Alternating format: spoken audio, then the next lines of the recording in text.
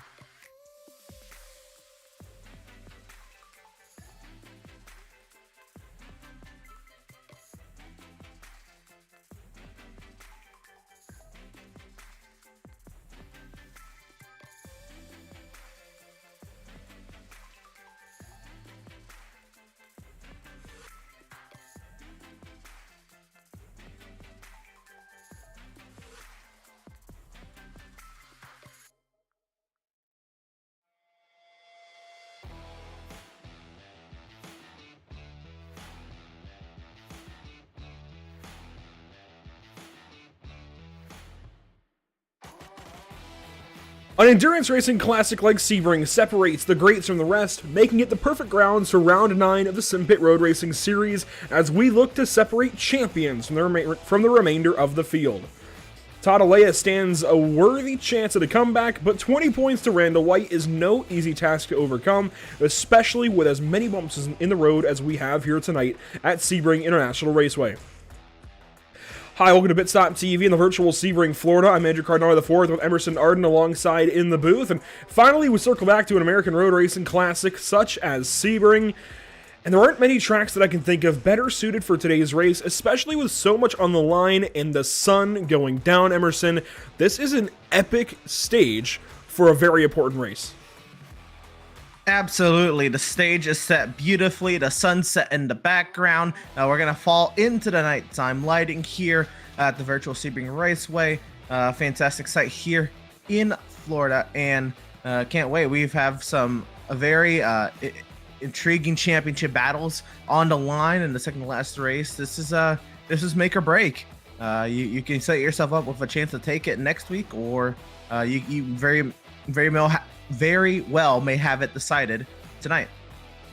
Make a break. That is absolutely correct as we come in with, again, a 20-point gap at the top of the pro standings. We talked so much about it last week at the back end of Le Mans, and that was just a special place to race as well. But so many circumstances, so many storylines coming into this final stretch, these final two races for this Simpit Road Racing Series.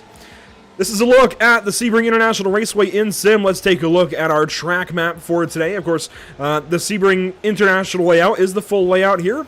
All 17 corners, all the way down through Sunset Bend. No shortcuts here. It's just classic Sebring.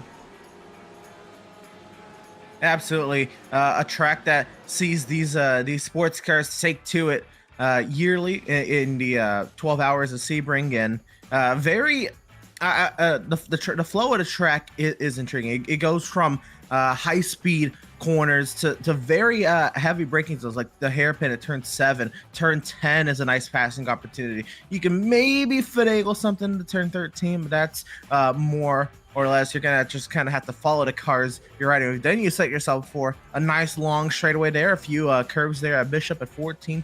Turn 15 very tricky in 16. Then this Ullman straight into Sunset Bend is always some fantastic racing.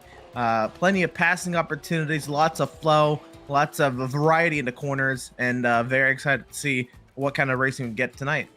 There certainly aren't many places where you just simply cannot pass at Sebring. I think turn 1, 3, 7, 10, 13, as you mentioned, even 15 and 16 and 17. Just plenty of places to pass, whether it's turn 1, the hairpin, tower.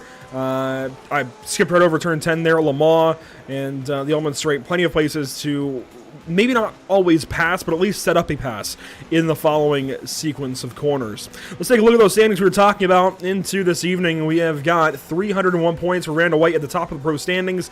20 back is Tadalea with 2 wins. Sam Holt won last week, which vaults him up to the 3rd spot. And honestly, Emerson, I don't see the circumstances lining up, but I don't think Sam Holt is mathematically out yet, which is crazy to think about with a couple of races that he's missed this season. But I think mathematically he technically has a chance, depending on how many cars are here, and of course depending on how this race goes. But I don't see those circumstances aligning. You would have to have Randall White and Tadalea drop out very, very early. And it's the same story, more or less, over on the amateur side, where David Payne is now 26 points back and has a lot of work to do. Yeah, absolutely. And we look back to last week, right? And Tadalea making that last lap pass on Randall White. That sets up that championship battle a little bit differently than what we have here on the amateur side. Ed Santinelli, not only did they bring the heat last week, he's also bringing the heat today. Was running very well in practice times, and trying to look at it, he's still up there. He's 3rd overall in practice. It's going to be very hard for David Payne to match that and then beat that. David Payne's got to be on his A game, take advantage if there's any miscues for Ed, and see if that championship gap can narrow a little bit before heading into Fuji. Just a couple of races to go. Sebring and Fuji next week. As you mentioned, let's take a look at the schedule here as qualifying winds down to 6 minutes to go. We started all the way back in October, on October 2nd. It's now November 27th, so about 2 months later, and in a week's time, we are wrapping things up at Fuji in Japan, and that is going to be an interesting day of racing. 2 races in Japan, one for a separate league with Formula 3 cars, and then, of course, here for the finale with the Simpit Road Racing Series. And just a wild schedule we've had, and I think Le Mans was a great way to wrap things up last week. Not wrap things up, but continue things last week. Sebring is a great place to race today, and of course Fuji is going to be very, very interesting, a new place for us next week here at the channel. Qualifying, though, as we mentioned, on track, Sam Holt, the fastest of the bunch, and that is no surprise, Emerson. Here's a look at the number 18 Porsche as he works around Big Bend, headed down to the hairpin.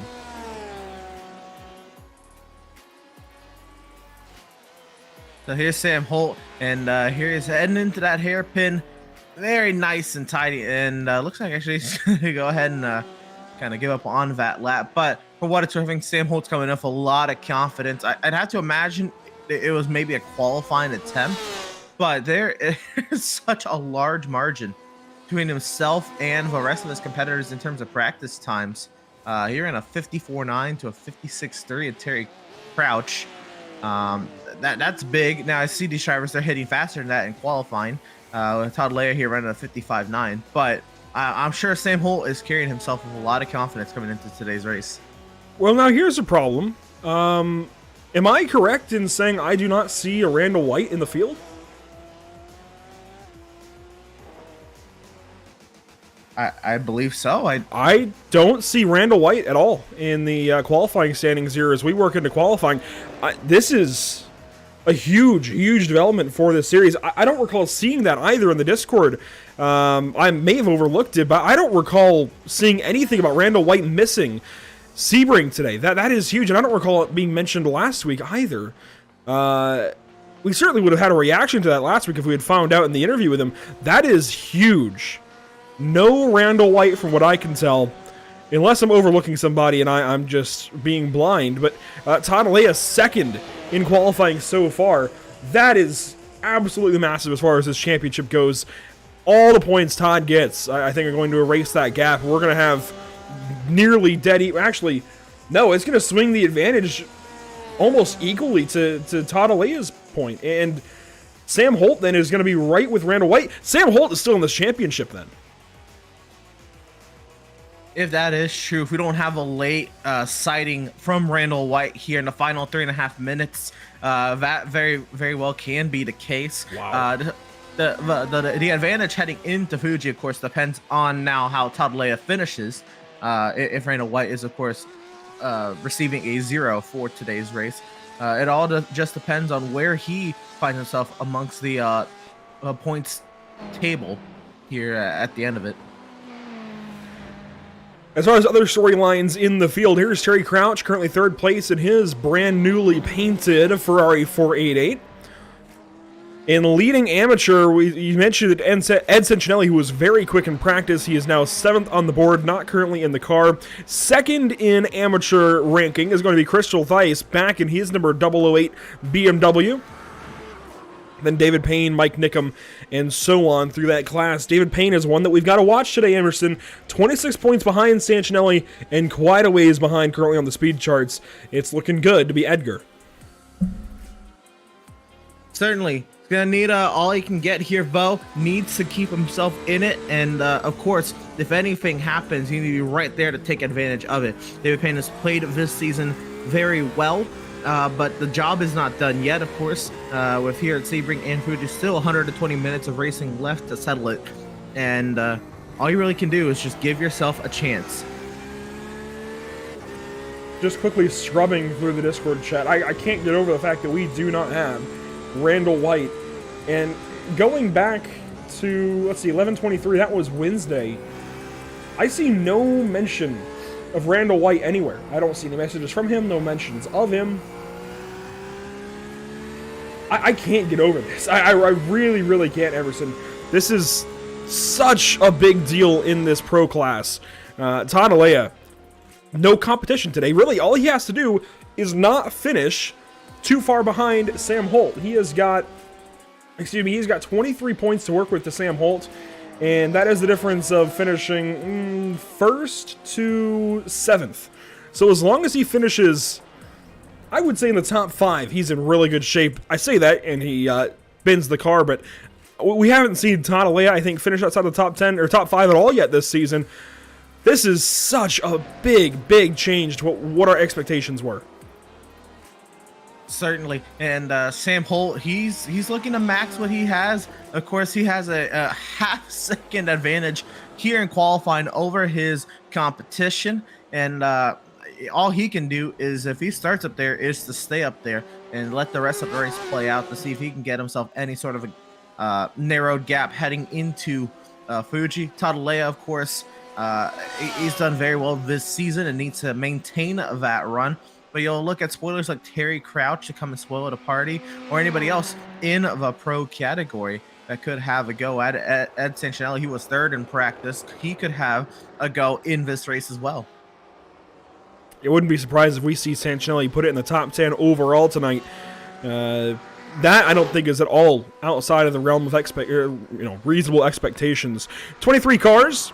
All the way back through Sam Hinchy was not turned a lap. 2 minutes, 50 seconds, it looks like the extra time added for these guys to finish their lap time. Santinelli in the middle of one, and it looks like that is going to come to an end as he goes straight past the mark for turn 7. He actually is not even on a heater, so he's not on a flying lap exactly. But Dale Maxwell on track in car 111 in a Chevrolet Corvette. Chris Theis as well, we saw him a moment ago. David Payne. Kenny Stepp. Alesh Baum, here is his Chevrolet Corvette as Kevin Burrows goes 3rd on the board. That's an unexpected switch up at the back end of qualifying here. He moves Terry Crouch down to the 4th position. So teammates there with the Porsche winning out over the Ferrari. Yeah, nice run there for Burrows. And then looking at Dale Maxwell, this is an impressive qualifying run for him. I haven't really seen him hit this kind of a run in qualifying, so 11th, not too shabby for VL1. Yeah, that actually puts him 2nd in amateur, and I didn't want to say he was amateur yet because his name does not have the amateur tag, but based on the number there, he is an amateur driver. That puts him 2nd ahead of Chris Theis and behind Ed Santinelli by about 3 positions. And on track, that is about a second or so, it looks like. About 8/10 between those two, so nothing too crazy. Here's Sam Holt wrapping up his final attempt at qualifying, it looks like. Todd Alea should follow. It is faster for Sam, but there it is. Purple, a 155.091 right at the back end of the session. That is painful for drivers to have to accept. Suddenly that gap is now 8/10 from Alea to Holt as Terry Crouch moves into the 2nd spot, actually now just under 8/10 behind Sam Holt. Here's a look at Alea once more. And actually, Burrows is closer to wrapping up his lap, I think. He is through Le Mans and onto the Ullman Straight. I'm not sure if Alea's got time to finish the lap. Yeah, I think Alea is done. And I don't know, Burrows' lap is going to count either. This may be just an extra lap.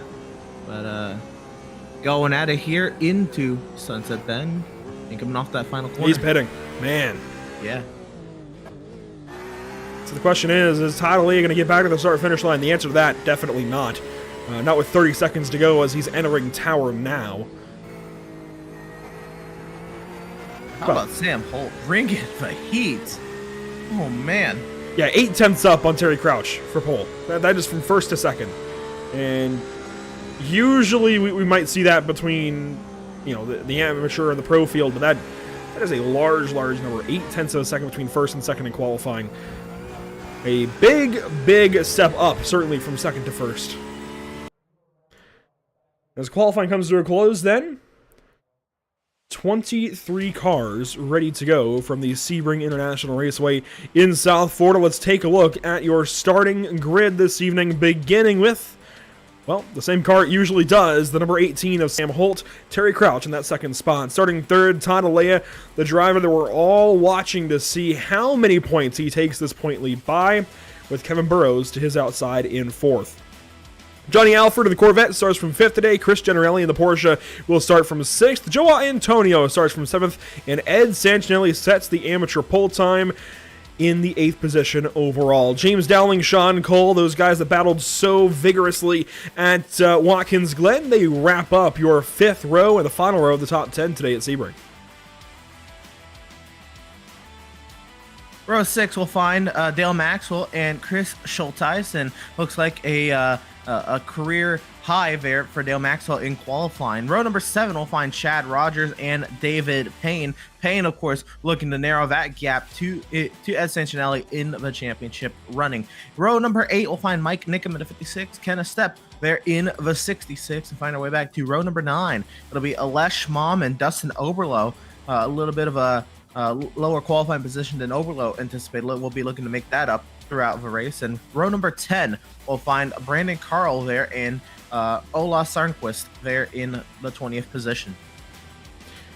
And your final 3 cars in the field, Christian Clark, Nicholas Batista, and Sam Hinchy, who is not able to take a qualifying time. I believe that may be the result of a penalty for Sam, and he will have to start from the rear of the field. You see everybody lined up and ready to go, sans maybe 1 or 2 cars. It looks like Todd Alea yet to grid up, Sam Hinchy in the same boat, but I think Sam has to start from the pit lane. So we are just waiting, I believe, on Todd Alea, who is just gridded up.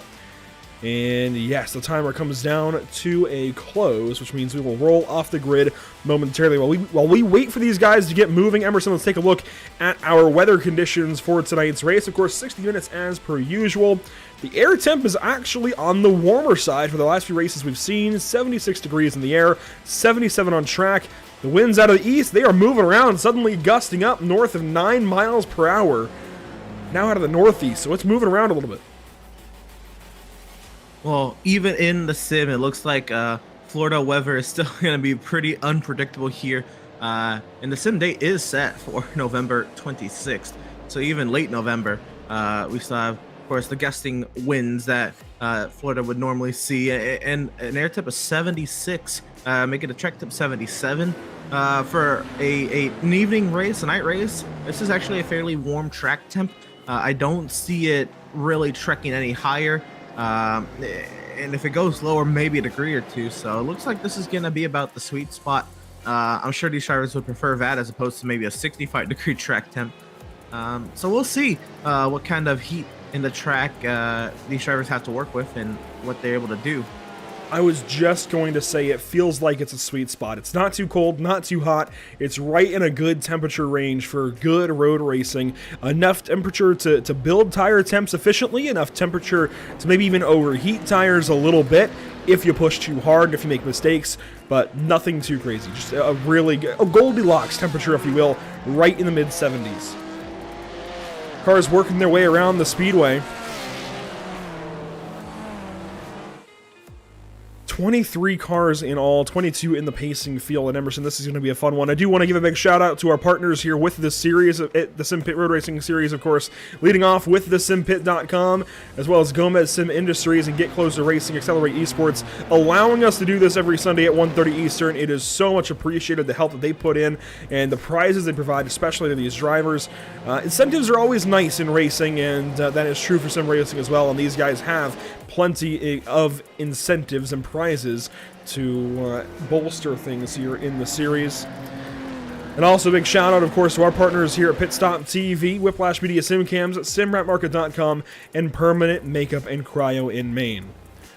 As these guys work down from Tower towards the mall, let's take a look at our upcoming broadcasts in case maybe you won't be around here for post-race to hear this. Well, this is the next week on Pit Stop TV. It's getting busy. The Outlaws Sim Series from North Wilkesboro on Wednesday. The North American Racing League from Road America. Some more GT racing, but with GT3 cars at Road America on Thursday. And then on Sunday, to open things up on Sunday morning at 11:40 a.m. Eastern, it's the IFL Formula League Formula 3 AM Series from Suzuka Circuit. And again, that is Sunday, December 4th at 11:40 a.m. Eastern, just a little time, a little bit before we go to Japan. Well, go to Fuji with these guys here at the Simpit Road Racing Series. On to the Ullman Straight. Sam Holt leads us down and ready to go racing, finally, from Sebring, Florida. Emerson, I'm going to put you on the spot right now. How many points does Todd Alea put on Randall White? I believe more than anything, it's probably going to be maybe 13 points then to Sam Holt on Randall White. I believe Todd Alea is going to be able to finagle his way to second. It's going to be a fantastic race between himself and Terry Crouch. Here we go. Pace car is in. 60 minutes of racing at Sebring about to begin as we come out of Sunset Bend and to the start-finish line. Green flag is out at Sebring.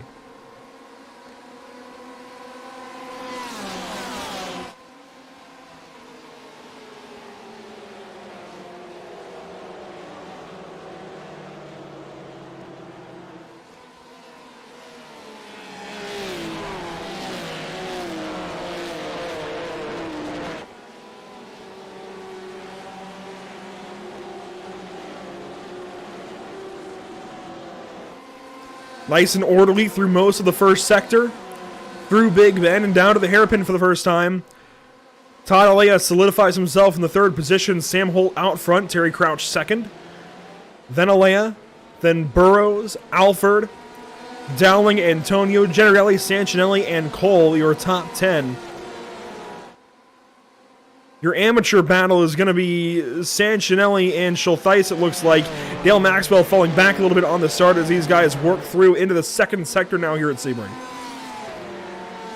Yeah, and Sebring, especially at night, could be a very treacherous track. You don't want to catch yourself out, especially early here on cold tires. You saw even before we even crossed the start-finish line, these drivers filed into a single-file line as soon as they could. My NASCAR brain just saw like 5 penalties there, but of course all of that is fine and dandy here, and we race on. But of course, we want to build some temp of these tires. It may take an extra lap or two because it is nighttime and the track temp is 77 degrees as opposed to maybe something in the triple digits. So as the tires build up, you try to get your eyes acclimated to the nighttime lighting here on the sim, which is an intriguing topic for another day. But we look at it here, a little bit of a double wide back there in the midfield, but mostly single file. There's a slight battle here with Kevin Burrows and Johnny Alford as we wrap up lap number 1. I think that's the calmest first lap we've seen all season, and certainly a track these guys have a lot of experience at here in South Florida, and one that Todd Alea is looking to take advantage of as he rides in the third position still. So again, if you missed it during qualifying, we had the great realization that the point leader tonight, coming into tonight, Randall White, is not in attendance, and that means this guy, Todd Alea, has every opportunity to make up all of the 20 points that he sits in deficit to Randall White, but also put points on him. In case you're wondering for the point format, it's 50 points for a race win, and it just kind of goes on down from there in kind of a formula style. As, that was a bad corner really for Crouch and Alea as Crouch walked the corner, kind of crab walked the car into the corner a little bit on the rear brakes, and Alea just locked up a little bit with the right front. But going back to the point format, it's 50 points for the race win, 40 for second, 35 for third, and this counts for any class, for either class, 32 for fourth, 30 for fifth, so it's a 20-point spread from first to fifth, and I don't think we've seen Alea finish outside of the top 5 yet this season, so very safe to say that Todd Alea should, by all means, take the points lead as we've got problems in the back. Dale Maxwell, Emerson, you talked about him having a career qualifying effort. Unfortunately, it's all been unhinged. And that's so tough, right? And again, these drivers, they practiced somewhat in the daylight. The qualifying was during sunset. We're now fully submerged into nighttime, so maybe just not being able to get acclimatized to it. Oh, there's going to be some contact. I saw in the background on scoring, these two were going at it. Schultheis and Maxwell both were going at it heavily, and that's going to involve second place in the amateur standings, David Payne, but these two were swapping spots back and forth, left and right on this second lap until eventually it came to a precipice with contact here into turn 10, and we'll get another look at it here as Sam Holt actually goes purple. And I can't really tell if either driver is at the wrong, really. Maybe Schultheis came over a little bit and just tags the left rear of Maxwell, and that brings his car around. Just shifted weight a little bit weird, a little bit of contact with these guys checking up as well. And that's a weird spot. I believe that is turn 10 where that contact happened. And I think that was Maxwell maybe trying to outbrake Schultheis there a little bit. I don't know if Chris gave the room there at the apex, but I think also Maxwell kind of missed the apex there, trying to break a little deeper. than he really could have there. Watching a midfield battle here with James Dowling, Joe Antonio, Chris Generelli, Ed Santinelli, and Sean Cole. So this includes, most importantly, I feel like, your amateur point leader right now in Santinelli in the 9th position. And again, I've seen Santinelli kind of struggle here in the early portion of this races, and really not to his own doing. He has a great qualifying run, puts himself in the middle of these pro drivers here inside the top 10, and then unfortunately gets caught up in some mistake in a pro driver battle, and he just ends up in the aftermath. And so Santinelli right here, he's in the thick of it here in the pro category as an amateur, but of course for their championship hopes, needs to keep this race clean, because he's had a few of those where he's just gotten off to a bad start right away. While Santinelli is in this line, here we go. Joe Antonio, a setup on James Dowling finally for this 6th position. And Antonio's going to be well alongside, nearly touching mirrors down the Ullman Straight to Sunset Bend. Antonio up the inside. He takes that position away from James Dowling in the number 34 Porsche.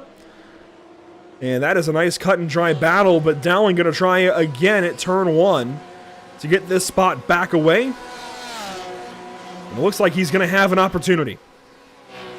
Getting oh so close to that concrete wall there on the right hand side, not able to get the run or make the attempt there at the re-overtake. A brilliant move there from Joe Antonio to kind of just really kind of put the pressure there on Dowling, entering the corner, and then kind of just take the line, take the apex that he wants through there. Meanwhile, look back at your 2nd place driver in the amateur standings, and suddenly the already difficult road gets a bit more bumpy, as David Payne has all that nose damage, and this feels exactly like a great way to sum up his season. He's been fast, he's had consistent speed, and I think the consistency is why he's in this position to begin with, but there always seems to be some kind of early hurdle like this, Emerson, that he's got to overcome, and he's just not able to do so. I mean, having all this nose damage this early, nobody's going to overcome that easily, and certainly this is not a good spot for David Payne to be in. Absolutely not. And yeah, as a driver, that's so just mentally taxing. You know, you kind of set yourself up very well. Maybe this was after last week, right? David Payne did not feel like he had the confidence last week at Le Mans. Maybe felt a little bit better coming here into Sebring, and then to get involved in an incident, and not of his own doing, just of drivers ahead battling, and to have your race affected. Now, the good news is the engine of the car is not there. I believe it'd be in the rear for the Porsche, so should be okay there. Just aerodynamically will be affected, but at a track with a lot of high-speed corners and long straightaways, that also will play a factor. So David Payne just trying to keep himself in the running, and should anything happen to his fellow championship competitors, he should be there. And Leshmom having an off there in 15 and 16. The number 194 Chevrolet Corvette goes for a bit of a spin, as it looks like Christian Clark and Dale Maxwell are going to have a fight down to Sunset. Maxwell taking the spot over Clark, and that is good for the 20th position on track. David Payne, by the way, is charging Chad Rogers. This is for 12th position. Rogers, a pro driver. Have not seen much of him at all this season, but here this evening for Sebring. And one of the obstacles that David Payne has got to try and get by today for sure.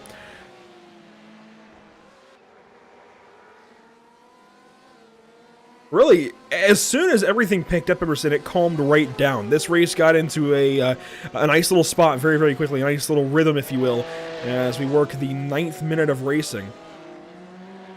Sam Holt has a 2-second lead over Terry Crouch. Todd Alea is another 1.5 seconds back. It's multiple seconds then to Kevin Burrows to the tune of 3.6 or 3.7. And then Johnny Alford is close behind. And then we have that train again with Joe Antonio, James Dowling, and some others in the midfield. And then it just kind of works into small little pairs or tandems throughout the rest of the field. Nothing too crazy. Yeah, this is kind of a driver's track, right? You kind of fall into a rhythm. It's kind of easy to stay in it here. Sebring is it's kind of a soothing drive, if you will. The way this track flows, you don't really get the opportunities. I shouldn't say that. The setup, the opportunities are a little. Oh, we got a car off in the grass there. So they rejoin fairly well. Here we go. Santinelli looking to try to get this move on here in Generelli. I believe that car dropping a wheel, by the way, was Sean Cole out of Le Mans. And now, Santinelli, yes, he gives a go there at Christian Generelli, but not able to find a position and will stay in the 9th position. Payne has got a shot here on Rogers, but actually Payne overshoots Sunset by quite a ways. It now drops about a half-second back of that 20 car. Maxwell is close to Batista.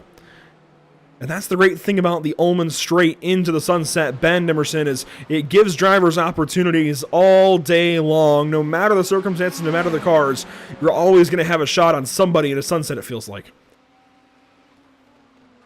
Certainly, and that is, of course, capitalized well with a great run out of 13 through Bishop and then 15 and then into Le Mans. All that, of course, sets up the Ullman straight. And it's a nice high speed section there, broken up a little bit by Le Mans.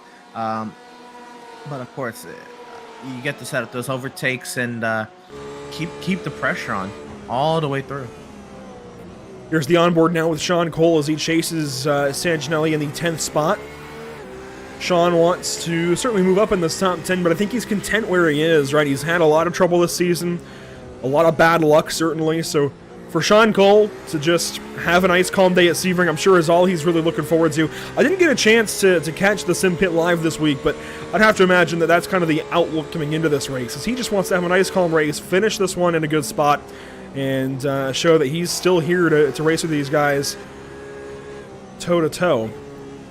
Generally going to have to deal with that 57 BMW one more time, it looks like. Here we go.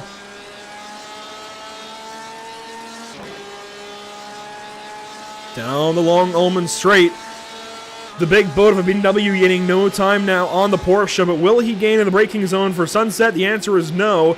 Can Santinelli maybe set up the exit of the corner? He tries, gains a lot of time at center, and now loses it back onto the front stretch. So this is going to be the ebb and flow, I think, of the day. We're going to see these guys gain a little bit of time here, lose a little bit of time there, and we're in for some really, really good battles. Yeah, again, you noted it there. Santinelli, he drove through the center very well, just could not convert that to exit. So he probably had to lift a little bit. And Generelli, of course, not able to really pull away from Santinelli, but he doesn't really lose any time through that whole battle. Now we get into the twisty bits, maybe where Ed can have a go. But Sean Cole now closing up and is looking to the left side there of Santinelli. Santinelli has to cover that off. And Cole looks to the inside into the hairpin, and they all file back in line. Back on board with Ed Santinelli as he tries to defend and attack at the same time. Always a difficult spot to be in, but one that you're often in GT racing, especially if you're not Sam Holt out front. Of course, this opening portion of the broadcast brought to you by Gomez Sim Industries, a proud partner of the Simpit Road Racing Series.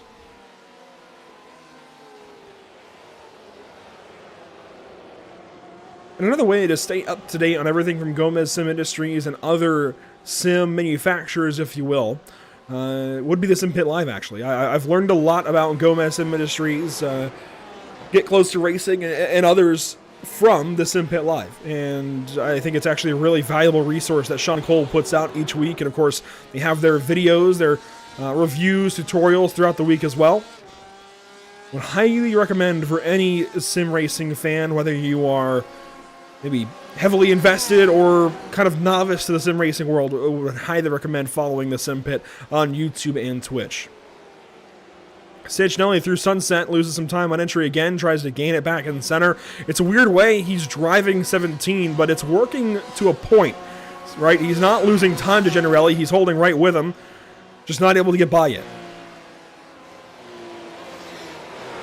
Yeah, and here, as we start, the lap over again through one and up to the run to turn 3, this is where I thought Santinelli would have the advantage. And it appeared that at first, but then we quickly saw Sean Cole was starting to make a run at Santinelli. Looks like Cole is not as close this time around. Santinelli keeps a little bit more tidy and still tails Generelli on the way down to the hairpin. Now, and has the slipstream not the run, then we'll continue to kind of keep filling up the rear view mirror or camera there on the Porsche. Oh, near contact there between Cole and Santinelli.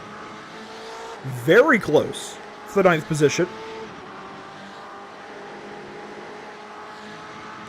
Honestly, in the middle of that corner, I thought they were going to make contact. Thankful they didn't.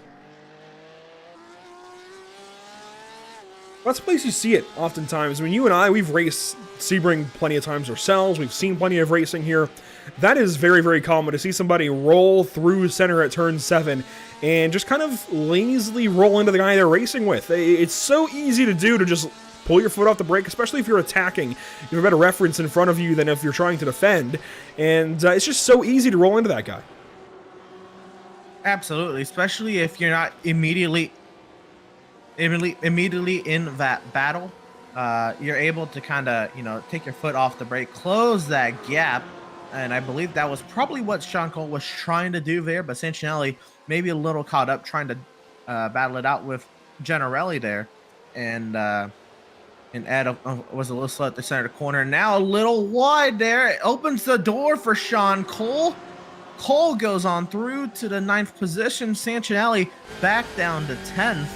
And now looks to see if he can keep with Sean Cole here. But this is the section where Cole looked like he had the advantage on Santinelli. And now a big drive to the center of the corner. Now Cole's a little wide. Here comes Santinelli.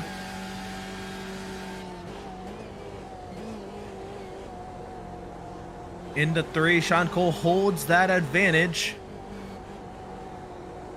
And Santinelli back to half a second back in this battle now through Big Ben, trying to close that gap up into the hairpin. Now this is the spot where they almost made contact in the inverse positions a lap ago. And Santinelli not able to do much there on entry. Does prioritize the exit though. A nice little center and exit drive off there. Gets it back down to under half a second. Now back to half a second as they work to the backside of the course. Still on board with car 57. As Ed Santinelli continues this fight with Sean Cole. In the background, I notice that David Payne has gotten by Chad Rogers. That is for the 12th position. And not a position in points, though, really, for David Payne. That's the difficult part about that, is that really serves him no purpose as far as the championship is considered.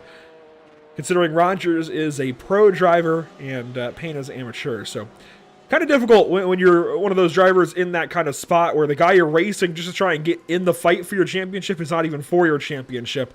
But David Payne trucking on nonetheless, now in the 12th position overall. Here's a look at Johnny Alford chasing Kevin Burrows. This for the, 4th position on track.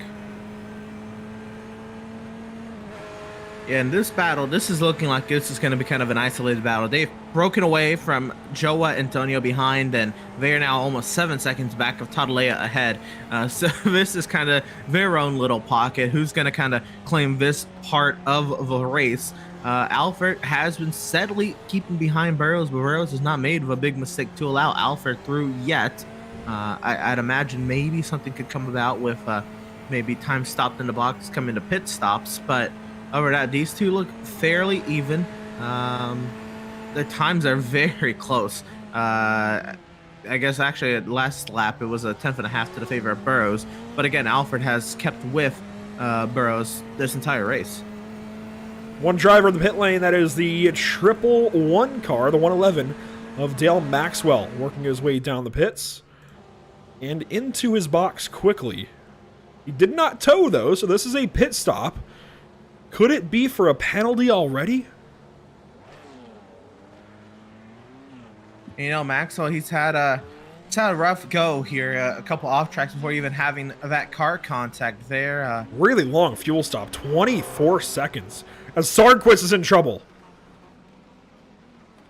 Way off. That is turn 7. He is out there and is not moving. Is not making an attempt. There he goes. He finally hits the gas. He will get back on track in 21st spot. Let's go back and see what happened. He was there for a while as well. And there's little breaks in the traffic. I also look like Kenneth's step is slow, so I wonder if there's any connection there. This is turn 7 for Ola Sargquist. Just gets in deep. Just runs out wide, locks up the rears. A nice little floating spin around. Let's check out the issue there for Kenny's step now in the 66 Ferrari 488. This is at a turn 10, and I think it's a couple of moments later as he's chasing the Corvette of Mike Nickum. At least was chasing Mike Nickum. That was for 14th spot. Now his step is in the 17th spot as Oberlo has an issue. This was the issue, though, for his step. Everything is coming unhinged suddenly. Let's go to the issue now for Oberlo. This is another replay. And Oberlo, he's stopped there off of Le Mans now. Is still stopped in his Chevrolet Corvette. This is Dustin Oberlo. So it's in Le Mans or out of Le Mans, somewhere around there as he comes through turn 14.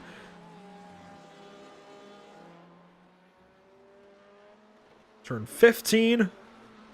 And into 16. Does the car just come around on him on exit? Yes, it does. Into the inside wall. Tire barriers there. And he sat here for some time. He pulls it off there, off track there on the driver's right, his left side there, but has to watch all the headlights come on through those corners through Le Mans and wait for an opening in traffic. And a very chaotic lap for three of our, two of our amateur drivers and Olas Arnquist. The extra spin around as he tries to get back going as well is just insult to injury. Now, Sean Cole's recently had an issue as well. He is now in the 11th spot. He gave up a lot of time to Sancinelli and Schultheis. More replays coming up.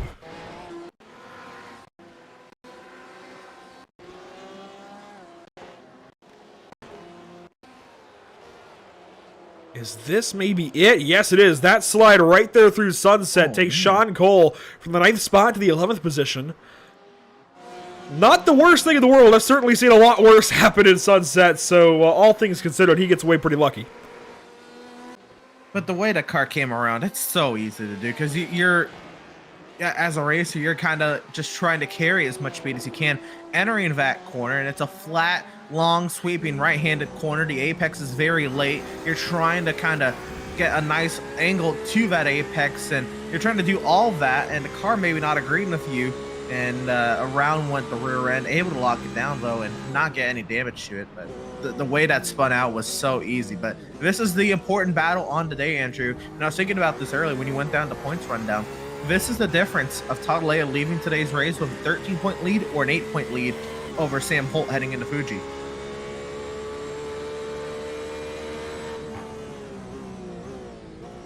Is it that close? I'm trying to do the math. And yeah, you're absolutely right.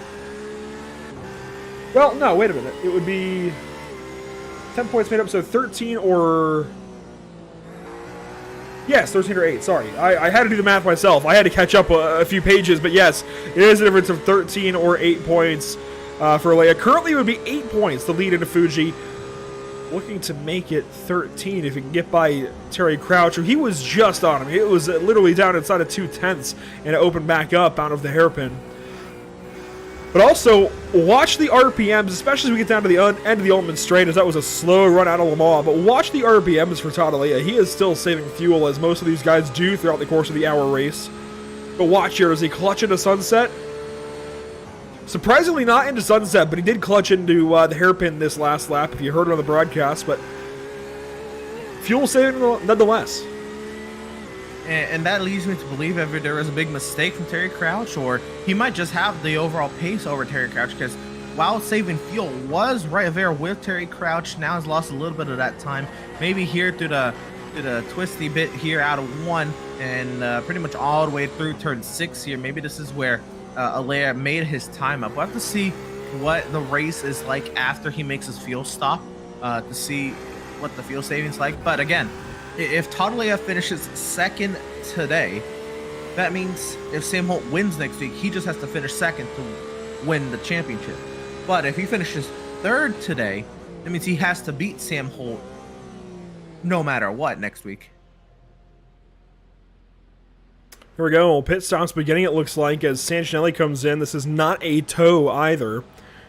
An early stop for Ed as well. This is in the first half of the race. Maxwell going off sequence, I can see that. But this is really odd. For the Frito Sport 57, very, very early. Well, someone who is trying to just maintain a point lead, right, Andrew, could just be taking this opportunity to just get out of the pack of cars he was in. Now he kind of doesn't really escape other traffic, but his hope probably was to find himself in some clean air, not really put himself in any danger of getting caught up in an incident and losing any points today. Just try to keep your race nice and clean here. I'd imagine that could be part of the plan for Santinelli. Meanwhile, Terry Crouch, Oh, problems no. out of Le Mans. That's huge. And the number 59 just changed the championship battle drastically, all by one mistake out of the corner. And we've seen these small issues for Terry all season long, unfortunately. He's been so quick. He's been so good. But just little things like this have really plagued him all season long. And that slow drift into the inside wall. Thankfully, not much damage to speak of for the 59 car, but he does drop a lot of time to Todd Alea and drastically, like I said, change the scope of this championship battle. Now it's a 13-point gap, effectively, between Sam Holt and Todd Alea. And the fact that Sam Holt is back in this spot in the first place is just remarkable. It is. Wasn't Sam Holt not able to make a couple of the opening rounds on the season? It was right? the first race at Austin, and then, I gotta figure out where it was afterwards. Was it Red Bull Ring, maybe? I think it was Red Bull Ring, the race he couldn't make as well. So, Austin and Austria, a couple of races that Sam Holt, unfortunately, was not able to show up to.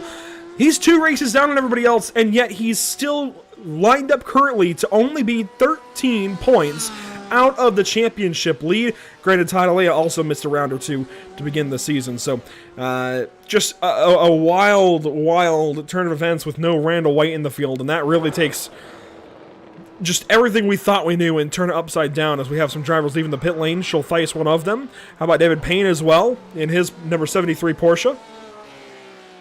Payne had a quicker stop there than Santinelli. I don't know if it's going to be enough to, overcome any difference there, but it was noticeably about a second and a half quicker than Santinelli's stop. Or 2. Yeah, about 2-second difference in the pit lane as a whole as Santinelli looks to the inside of Christian Clark there for a moment. It looks like definitely traffic going to plague car 57. Payne has no traffic to speak of currently, so this, I think, is going to be the larger impact, Emerson. If Ed can't get by Christian Clark in a timely manner, we could be watching this gap dwindle. Right now, it is somewhere to the tune of 10 seconds, but that can be made up, honestly. With 32 minutes to go, that gap can be closed. I mean, we've seen it all day today, Andrew. One little mistake, that's, even one little off track, that could be 7 seconds. We've seen these drivers have mistakes all day. Santinelli I'd imagine, was trying to keep himself away from those mistakes, and now it makes a nice move there on Christian Clark. Now set the sight forward to Brandon Carl, who has not pitted yet. Yeah, and Christian saw the situation, made it easy on him once Ed pulled to the left side out of turn 13, just gave him the line all the way down to 14. So nicely played there by Christian Clark to get out of the way and not be an impact, I suppose, to this championship fight in the amateur class. Up front, it is still Sam Holt by now 7.7 seconds. There is one battle to speak of in the top 5, Kevin Burrows and Johnny Alford, as Brandon Carl will come in and pit in the number 77 Chevrolet Corvette. Makes Santinelli's job a little easier. Yeah, now Santinelli has a 2.6 second gap to just Kenny Stepp in the Ferrari, and then it's 19 seconds up to Chad Rogers. So easy sailing now, it looks like, for Santinelli in the 57, while actually the traffic is going to be handed off to David Payne here soon, who only has 2 seconds of Sarnquist, who has not pitted yet and is battling a little bit with Alesh Mom. And there's a battle in front of that with Schultheis and Christian Clark. So very much, I think, the issue now is David Payne. He's suddenly got the traffic in front of him. Yeah, it's going to be a tough go. Now, I know there's no fast repairs in this series, and we did see Kenny Stepp have a hard go into the Armco barrier there on the left-hand side back at turn 13. As Santinelli approaches Kenny Stepp, I wonder if there's any suspension damage that could be little alarming if Sanchelle tries to make that overtake for that 11th position overall. But David Payne here, he's about 1 second back from Sarnquist, who also had an off. Looked like no damage to Sarnquist, but again, drivers who've had struggles today.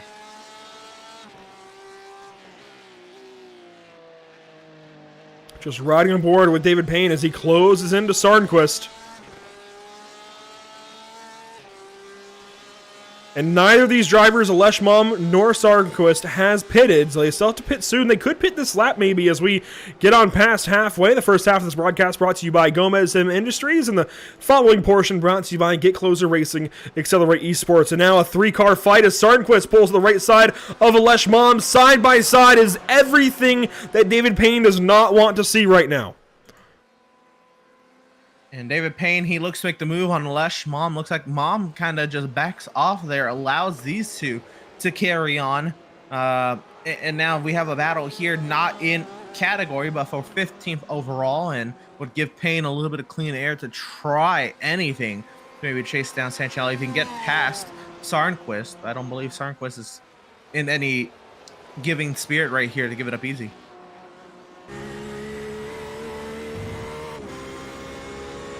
You have to wonder if at some point this starts to feel like a losing battle for David Payne. He's already 26 points out. He is quite a ways behind Sanchelle right now, 3 positions on track. That's a lot of points. Yeah, it is. And it's tough. He's done all he could have done. Really, he got himself into trouble, not of his own doing. Sanchelle, I mean, let's not put him in out at all. He is stellar in that BMW and has done everything right from his point of view as well. This is just a very tough matchup.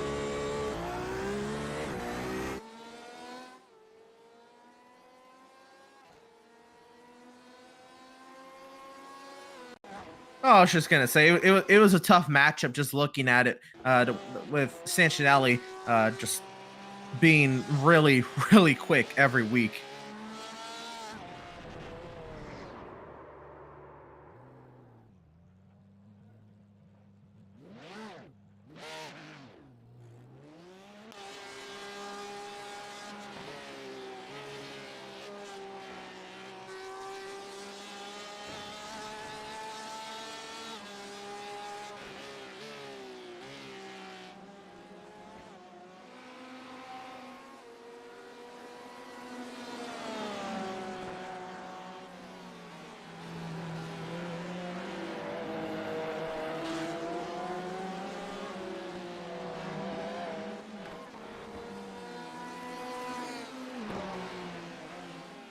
And they're only 2.5 seconds back of Terry Crouch. So if there's any more, right.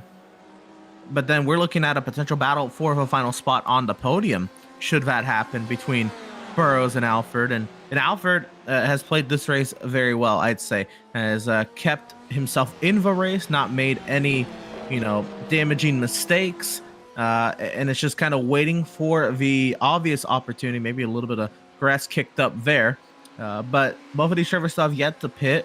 And that's kind of always my mindset in these races, where you have that pit stop. Makes the look inside of Burrows there. But I feel like if you don't even make it to the pit stop, I don't think there really is a point in a battle that could last all race.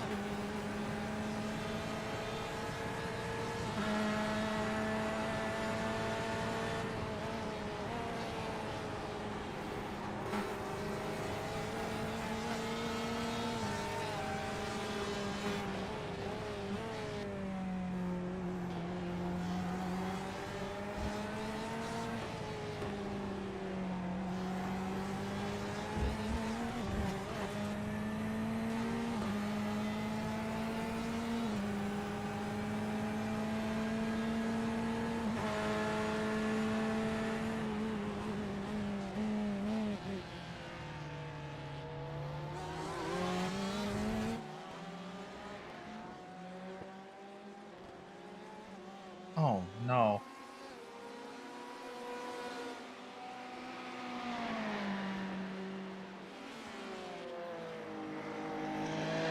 He's still on his backup rig?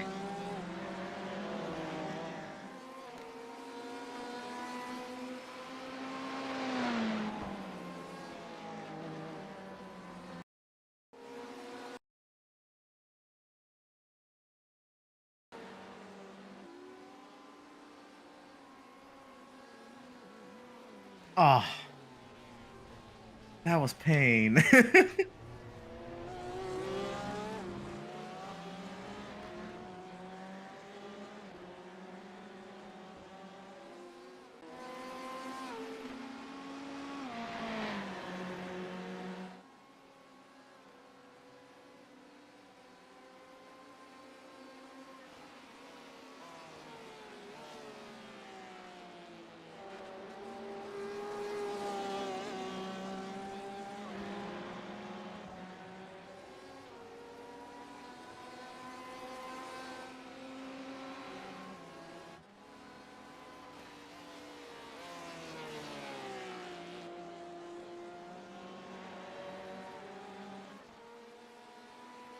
Apparently, I've been muted for the last few moments, but what I was trying to say, I don't know how long I've been muted, unfortunately. Sometimes that happens in sim racing broadcasting. What I was getting at was, there we go, finally, Alfred ducks into the pit lane, gets out of the mirrors there of Burrows, and what I was going on before that was how unfortunate it is to watch Terry Crouch make these mistakes week in, week out, have these issues. It's like watching Jimmy Johnson in 2020. So unfortunately, by the virtue of the muting the mic gods, Emerson, I have to rub salt in that wound one more time about being a Jimmy Johnson fan a couple of years back. But Terry Crouch, just unfortunately, the issues compound as we see him go off track in turn 7. Hopefully he can reel things back in and get back after it, get back on the horse, if you will, and get those couple of spots back. But we're going to go Pit Stop TV side by side with 23 and a half minutes to go here at Sebring International Raceway. And we'll rejoin you likely in the midst of pit stops.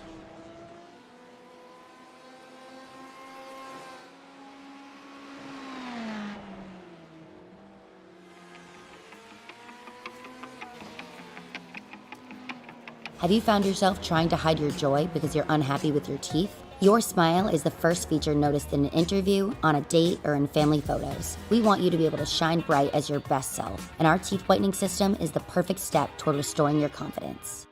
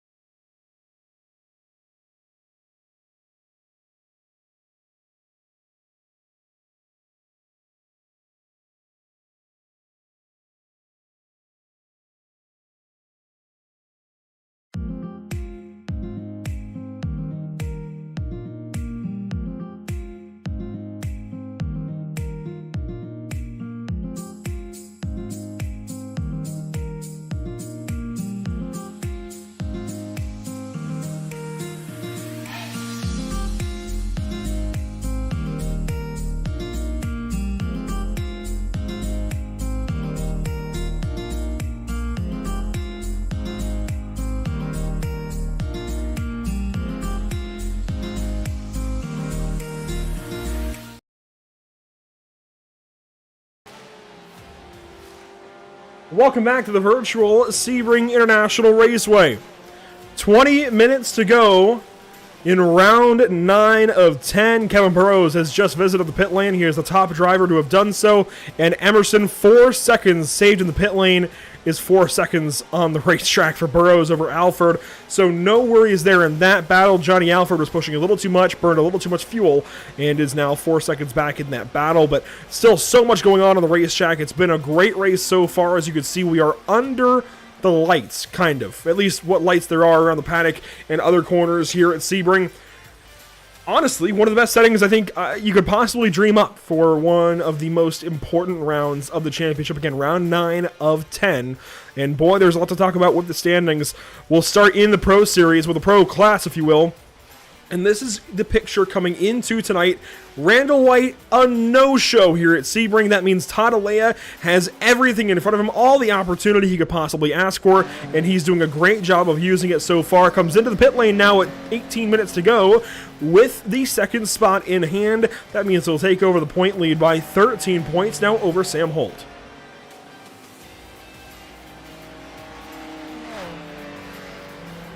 And here's Tadalea looking for his pit box there, Andrew. And I think actually, is that a 33-point lead for Alea coming in over Sam Holt coming into today's race?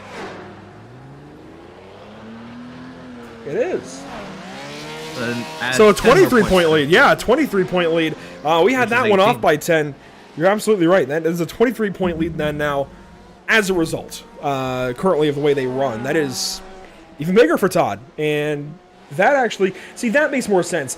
When you said 13 and 8 earlier, that just didn't, that sounded a little too close. And it was my math initially, they got you off track, but that just sounded really, really close, and absolutely it is too close. So, scenario time. Let's right on board with Todd Alea for the moment while we do this. Scenario time, as he will reassume the second position in a few moments once everybody else pits. Sam Holt, of course, should stay out in first. So assuming that is the case, assuming those positions do not change, as we mentioned, it'll be a 23-point lead after today. As it was 33 coming in, he'll make up 10 points. Will Sam Holt. That'll now be a 23-point lead, a 23-point gap between them, Todd Alea with the advantage. That is nearly what Randall would have had coming in tonight. Randall with a 20-point advantage, and actually what he had going into Le Mans last week. So at that point, for Sam Holt to grab the championship, it's a larger task, certainly. He would have to win the race next week at Fuji, and Sam would need Todd to finish, it looks like, in the 7th position. So, well, actually, in the 6th position, I think, with the fastest lap. I think that's a bonus point. I could be mistaken. Actually, it might not be. So regardless, that's either 7th or 8th, or 6th or 7th, one of the two.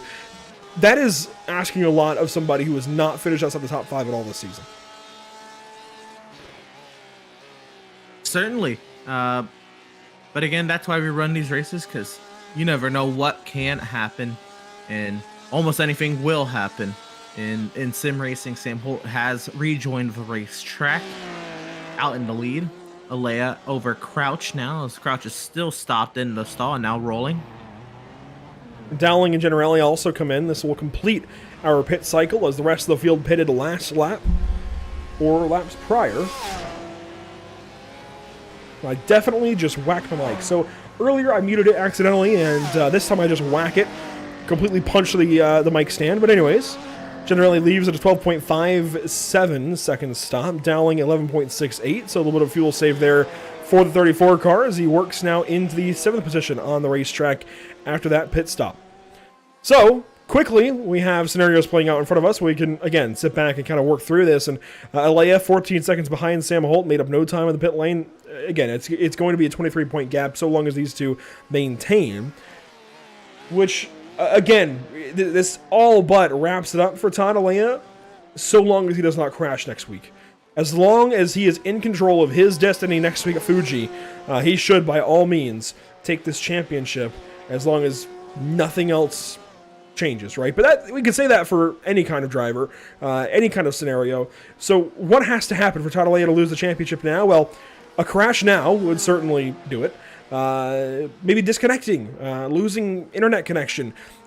It's got to be something catastrophic like that, because even if Todd drops down to the 5th position or so tonight, he's still going to come out even or have a lead.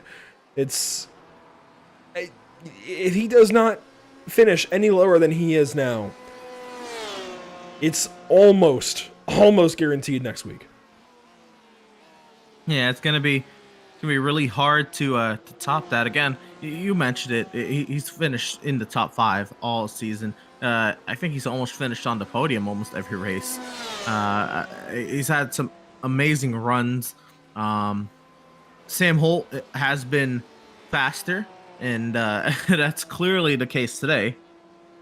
But with Alea just being fast enough, being able to maintain any advantage there, and we're still talking about these guys. They're still coming into today's race 2nd and 3rd now. Of course, no Randall White. But that in itself is hard for me to believe. And we're talking about a guy coming into today's race 3rd and 53 points back, having a chance at the title.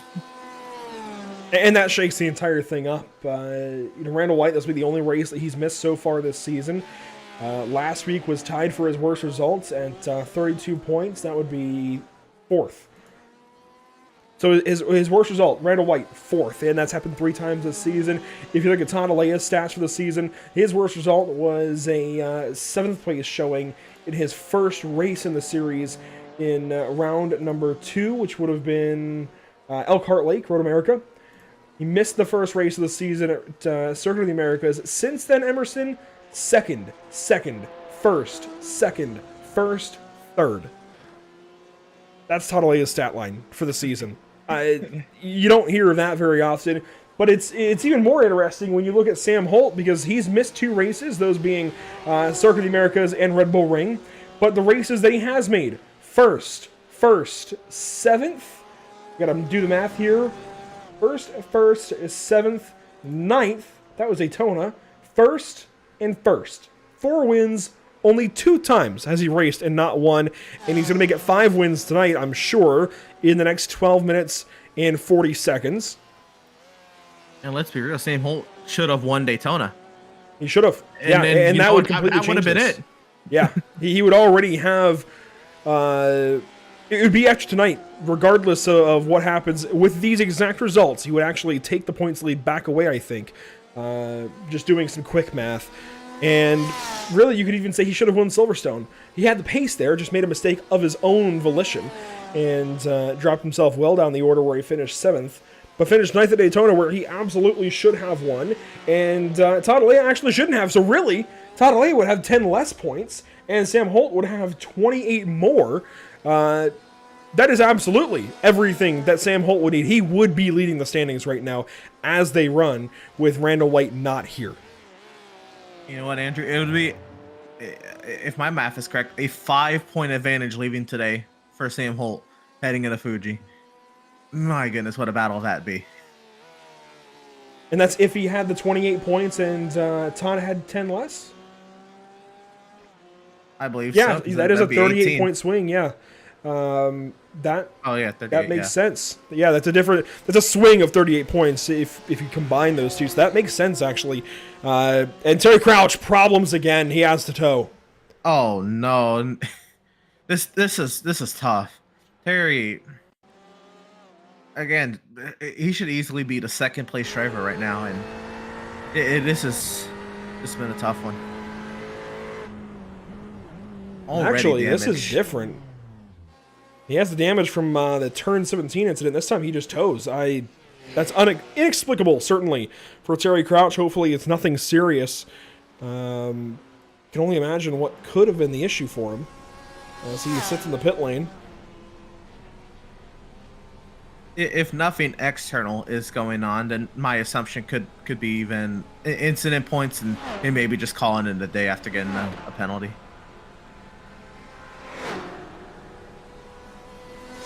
So Terry Crouch will drop to 20th and will actually drop all the way to 22nd position, it looks like, as Sam Hinchey only made 2 laps on the course, and he will finish 23rd today.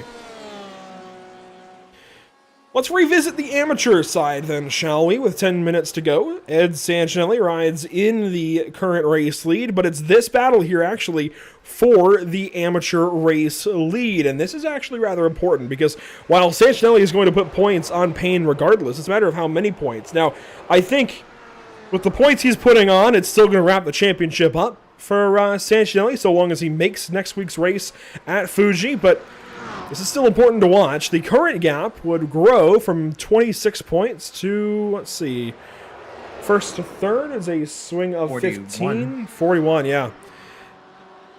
That's nearly a full race. I mean, second only earns 40 points, so David Payne would have to win, and Sancinelli would have to miss next week. Yeah, that's effectively what it is, or maybe second and a bonus point with no 57. I don't think there are bonus points. I think I was okay. mistaken about that earlier. I think it's just straight up where you finish, which I like, actually. It's a lot easier for us to figure out, but it does sometimes make it more difficult to make up a deficit.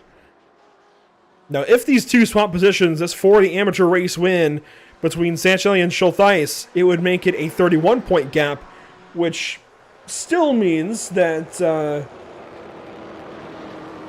Be fourth.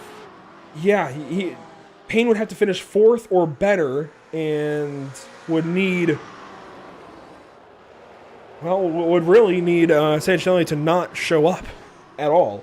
Because even Right. 24th in class, which is certainly not going to happen in this, 10 or 12 car amateur field.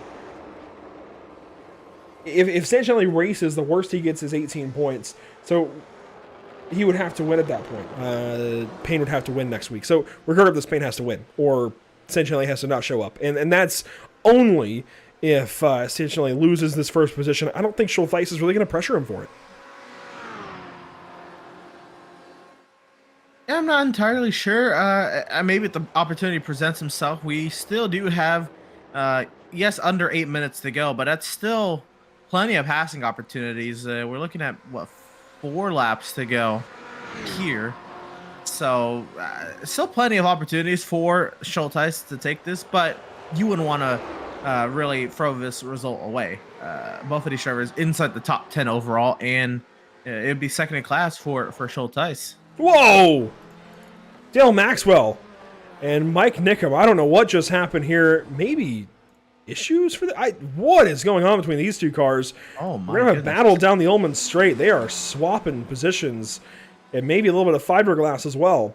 By the way, we do have clarification for Terry Crouch. He actually hit the wall into turn 1 that last lap that he ran, bent the right front, and decided it was safer to just go ahead and park the car. And honestly, given the damage that I've had when I've hit that wall myself, I can't blame him. If you hit that wall going into turn 1, it can do quite a bit of damage. So problems are for Terry Crouch, and he is done for the day. Again, just those little things piling up, and he should be not only second today, as Holt actually goes purple at a 156.215 inside of 7 minutes to go, but Terry should not only be second today, but second in the standings, I think is reasonable to say with the speed he's shown this season. But the results have been so far all over the place. Just so painful. I mean, 2 rounds ago at Red Bull Ring, he was on pole, had the fastest lap, but he finished 17th with a disconnection. Sorry, he took 17 points, which was 13th, with a loss of connection. If you go back to round 3, which would have been Watkins Glen, I forget what even happened to him there. I think it might have been a crash or something as Holt flashes the lap cars. Terry Crouch finished, with 12 points. That was 18th spot. Those couple of rounds, along with a couple of races he missed, just completely take him out of things. Otherwise, his results in the season, unaffected, are first, second, third, and second. I think that is a solid stat line. Just unfortunately a small sample size of races where he has not been affected. Meanwhile, the battle for 6th position, Dowling and Generelli. And this one has been brewing all race as well, because they were leading the group of cars that we saw earlier in this race. They've now kind of broken away from any grouping. 12 seconds ahead of Dowling and 12 seconds back at Generelli. But Dowling holding this spot for now, 6th position overall and in class.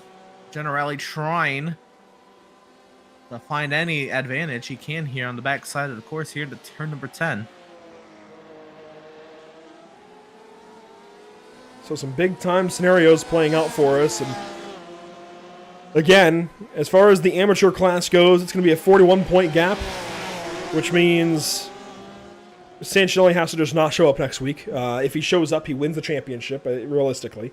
And as far as the pro side, Todd Alea is going to have 23 points to work with, and that is a large gap as well. I mean, today, the most Sam was going to make up realistically was going to be 15 points on a 33-point gap. And if he had done that, I think it would be a whole lot more doable, because then Todd Alea could finish 4th, which I think is certainly plausible next week, and Sam could have tied the standings. But with this second place for Todd Alea, at the misfortune of Terry Crouch, I just don't think, unaffected, without some kind of catastrophic issue at Fuji next week, I don't see how Todd Alea finishes far enough down the order for that change to happen. Yeah, you're asking Todd Alea to do something he hasn't done in what would have been 9 weeks there, and in a smaller field size than it was 9 weeks ago. It's tough for someone who's since 9 weeks ago has finished no worse than 3rd. That's a tall ask, but again, there are races and we still have to run them. Yeah, certainly the most consistent driver. Even Randall White has had a couple of off showings where he's finished 4th 3 times. One of those being last week at Le Mans, and I think had that not happened, I know it's only a 3-point difference, but that's 3 points. That not only is Randall losing those 3 points, but Todd gains those 3 points. So it's really a matter of 6, if you will. That alone was huge, and of course, not showing up. I was looking at stats, and the league here uses, I guess, an up-and-coming scoring software of Extreme Scoring, and it's actually one of the partners of the IFL, iFormula League F3 series that we cover on Sunday mornings.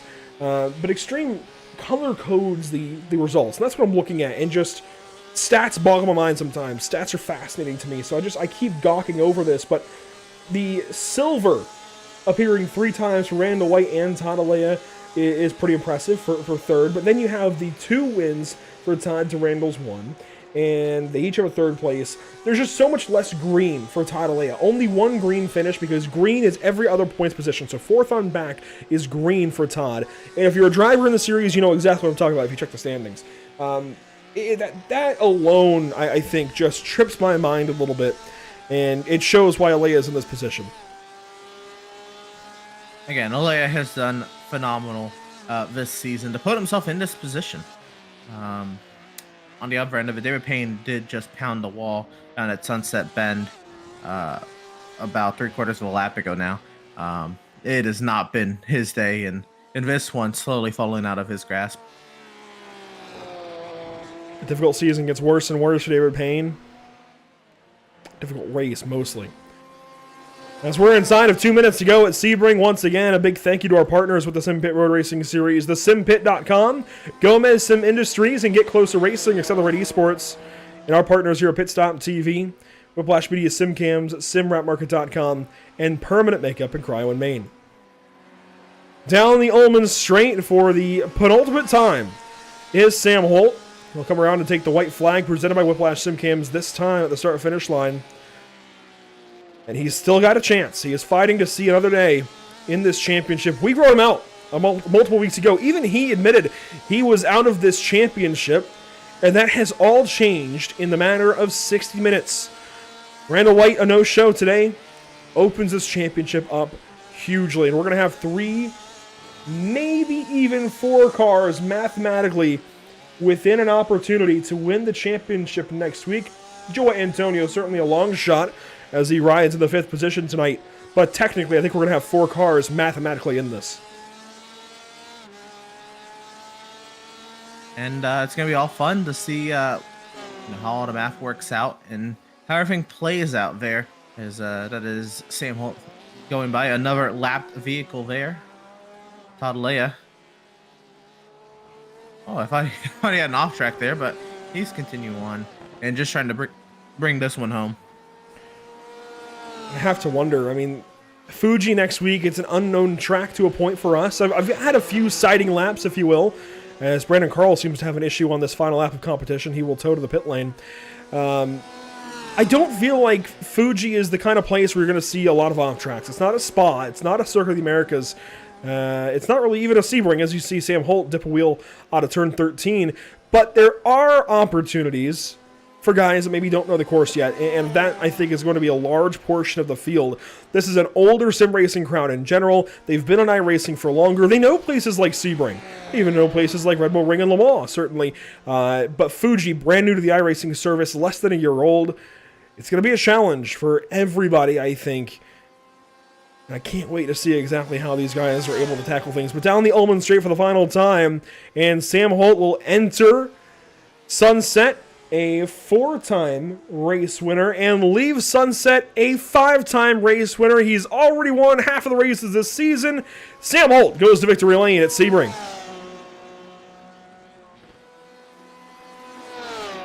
I mean, phenomenal drive. When he finished practice over a second over next closest competitor, you just kind of knew this was going to happen. With a margin of this large, I know Terry Crouch maybe would have had something to say about the margin of victory. Tatalea, second position, 21 seconds back.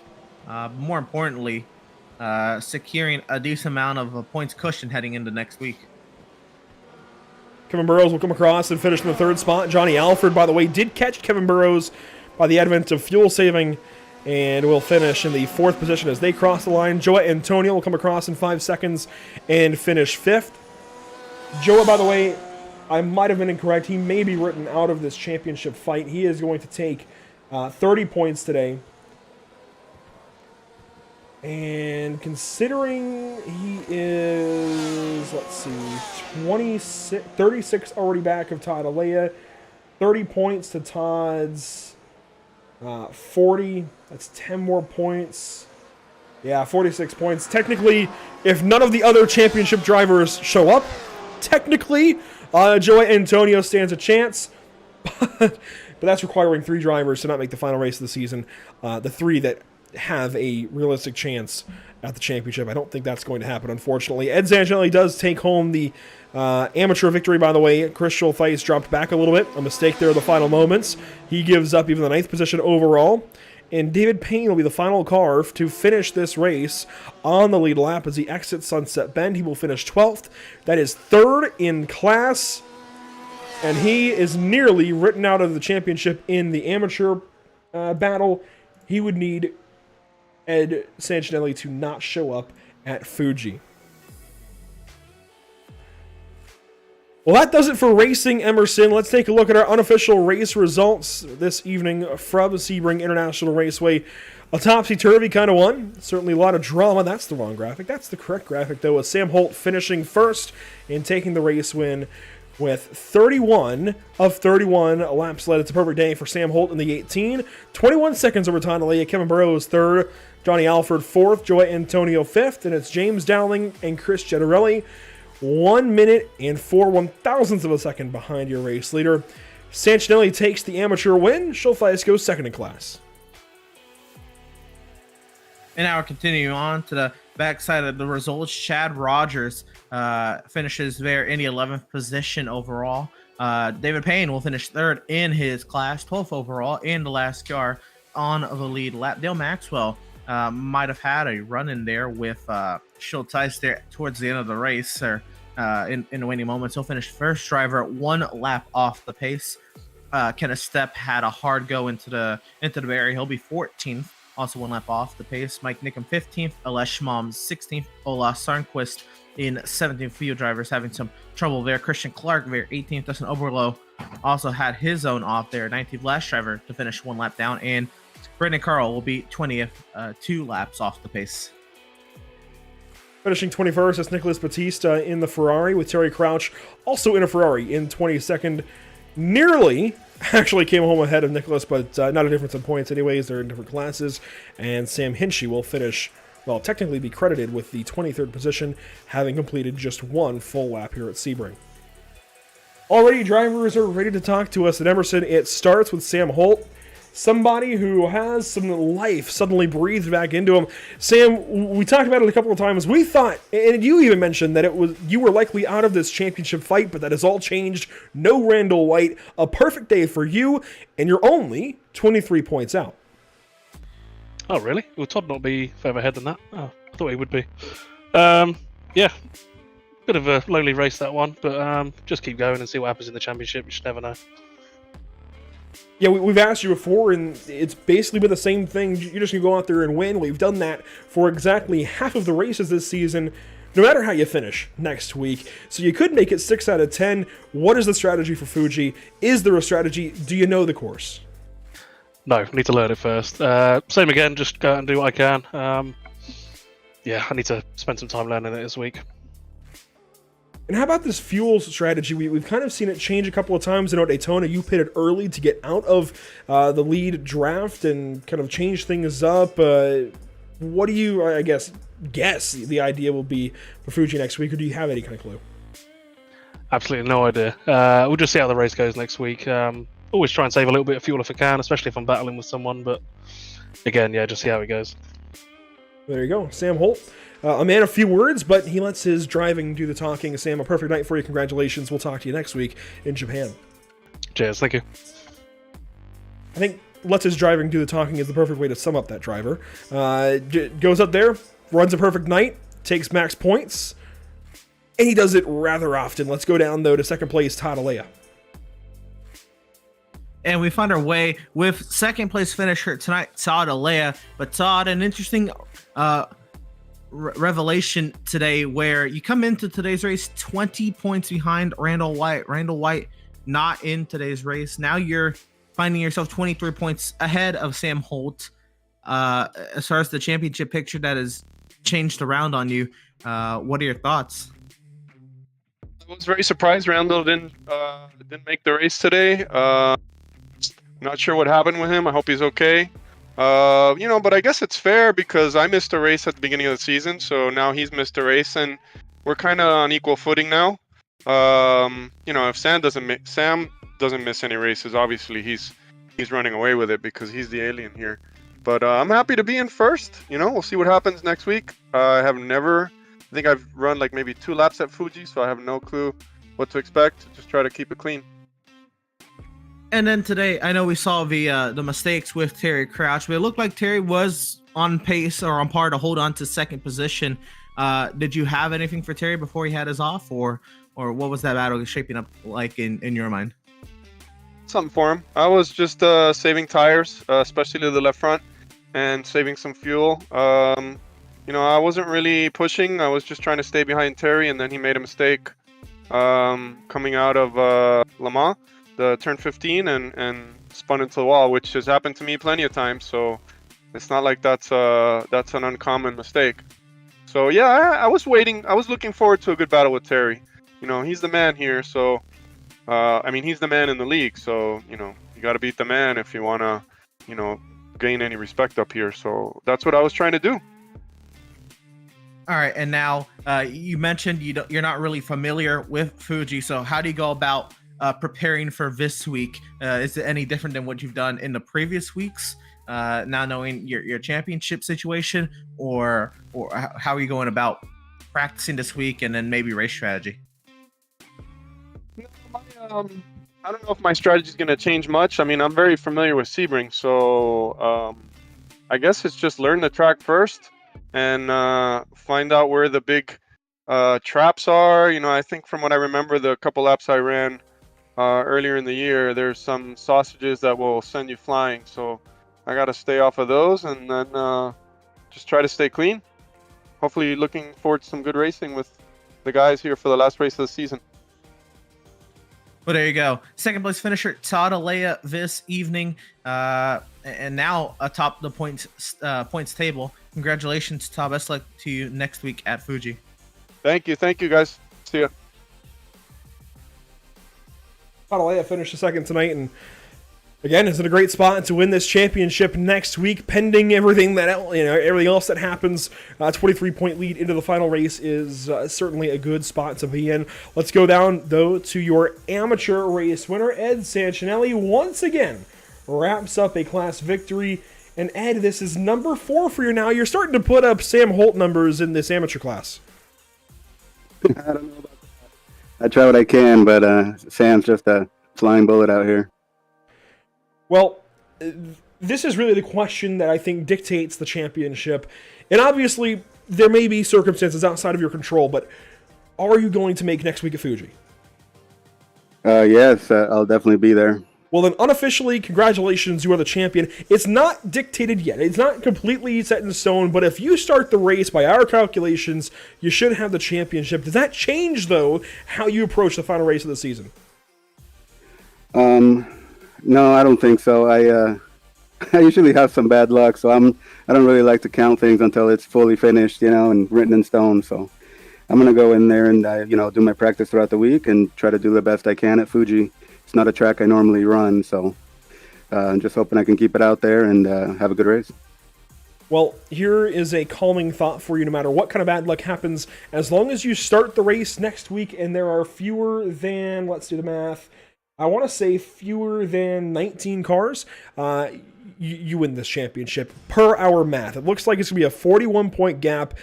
You earn 50 points for a race win, so that would also need David Payne to win next week. So that's got to feel pretty good. Rest easy, go in next week with a completely just level head. And Ed, it looks like you're going to be our amateur champion. I don't want to say congratulations completely just yet, but let it sink in, I suppose, and I can't wait to see how you do next week in Japan. Thank you, guys. I appreciate it, and it's been a great league, great series, and I look forward to getting out there with you guys next week and watching the awesome broadcast you guys put on. So big thanks to you guys, Pit Stop TV, and the Simpit, and all the guys behind the scenes as well. There you go. The Frito Sport 57 wraps up this evening from Sebring with the amateur win.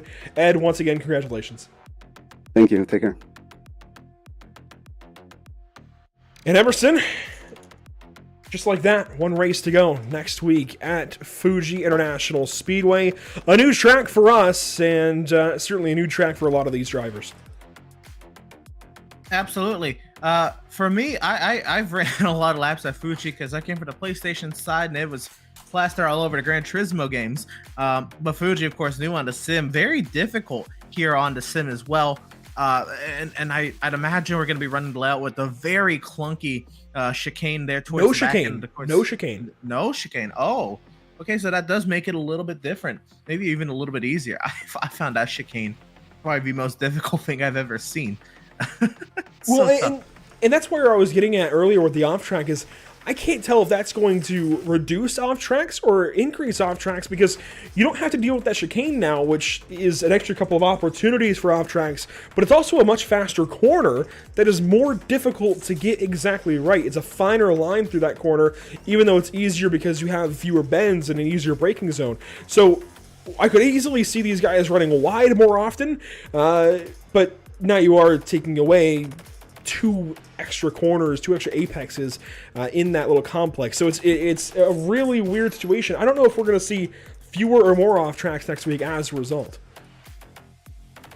Yeah, but Fuji, a lot of elevation change. We can see the cars break traction at any point, right? These cars now, they're meant for tracks like this. But again, Fuji, very difficult track, very new to the sim. With championships on the line, Andrew, I think it's a fantastic stage here to wrap up the season.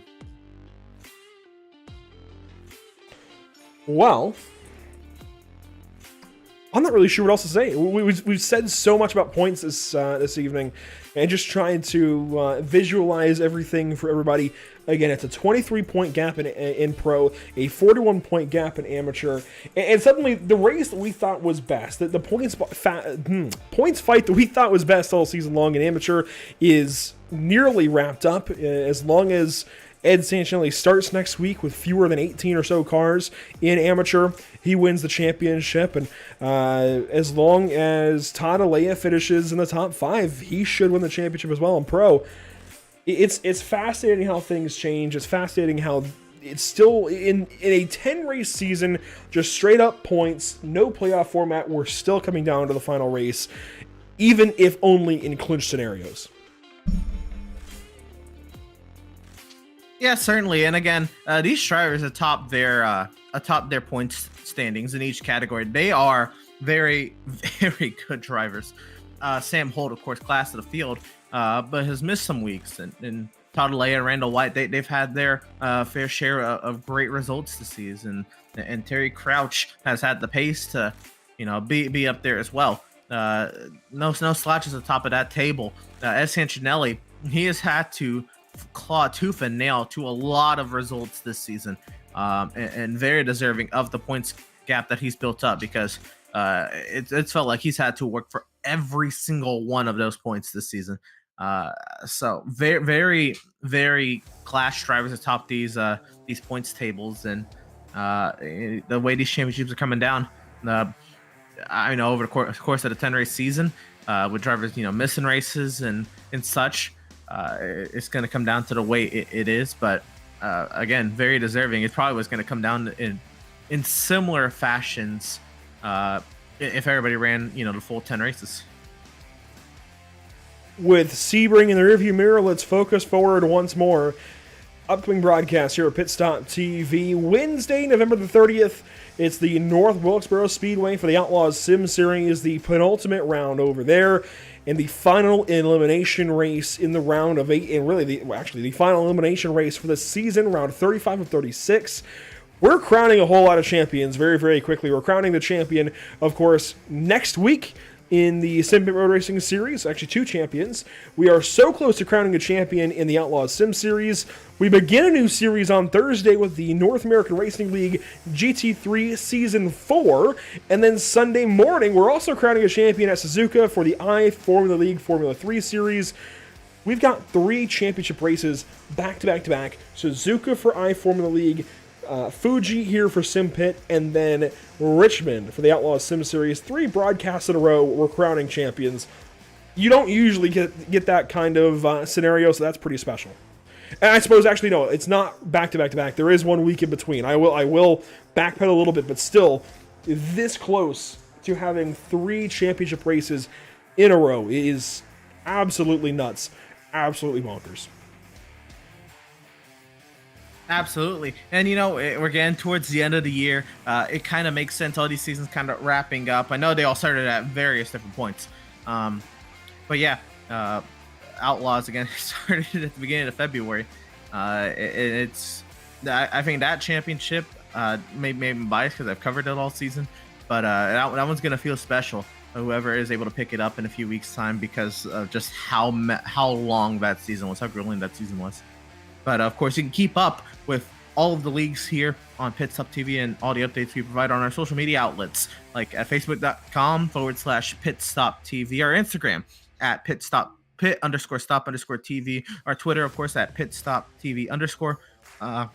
We were live to Twitch today at twitch.tv/Pit_Stop_TV, and of course our YouTube channel at youtube.com/C/Pit_Stop TV1.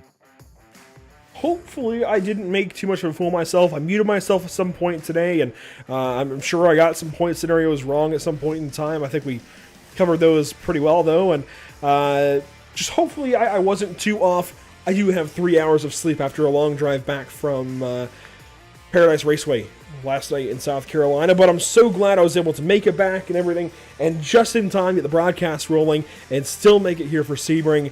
I really do enjoy my Sunday afternoon so much more now that we have this series, and I'm kind of surprised that it's coming to an end this quickly, Emerson, but it's that time. We're ready to crown champions in 1 week next week at Fuji International Speedway. Emerson, thanks so much for joining me this evening here at Pit Stop TV at Sebring International Raceway. It certainly has been a pleasure, and I cannot wait to wrap things up with you or JP or whoever we have next week on the call. It's going to be a lot of fun no matter what. And to all of you drivers, thank you for the season you provided us. It certainly has been a treat. To the Simpit Road Racing Series and all the partners here with the series, thank you so much. And we'll see you next week for Fuji International Speedway in Japan. A doubleheader of champions next week in Japan. It's going to be a lot of fun. We'll see you there.